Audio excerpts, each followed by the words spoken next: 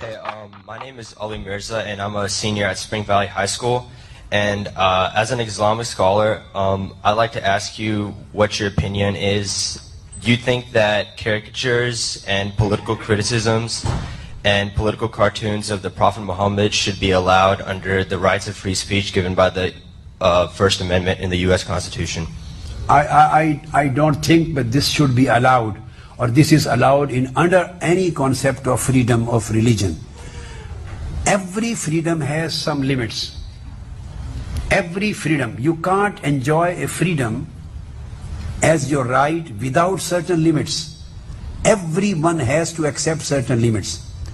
If my heart, for example, I wish to punch on your face, and I say, this is freedom of my choice, I can't do that. Would you allow me to do? Never.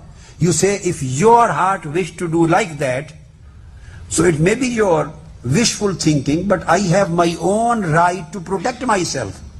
You can't hurt me. So this, on one end, this is a freedom. On other hand, this is right of protection.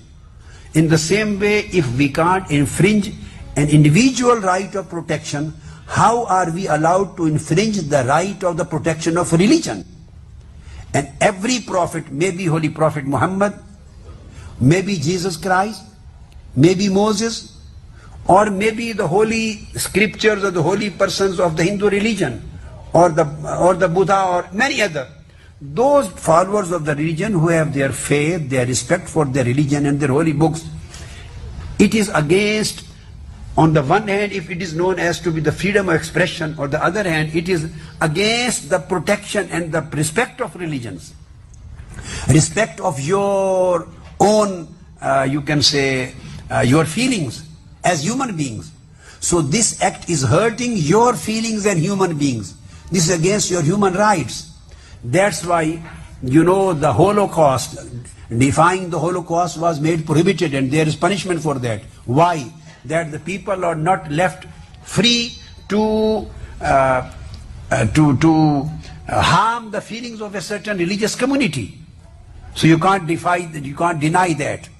So if a certain community's feelings, it is a good act, has been protected, and you can't deny and defy it just so that their feelings are not hurt. So how the feelings of the Muslims are allowed to be hurt by making these kind of things? So I think there should be a common, there should, people belonging to any religion or people not believing in any religion, at least they should unify and they should agree upon certain values. There are freedoms, but at the same time there are limitations.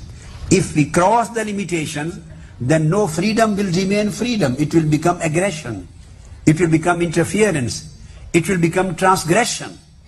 If I want to enter into your house and I want to break your right of privacy, and I say this is my freedom of choice, so this is not a freedom. So freedom means to respect your freedom too. Then both people can enjoy their freedoms. So freedom of expression is a respectful right, but at the same time to respect feelings of other communities. Billions and billions of people belonging to different religions, to respect their human feelings and religious feelings is also a part of fundamental human rights. So these kind of things, I think, are totally against fundamental human rights accepted by the world community. Could you take the microphone to the lady, please?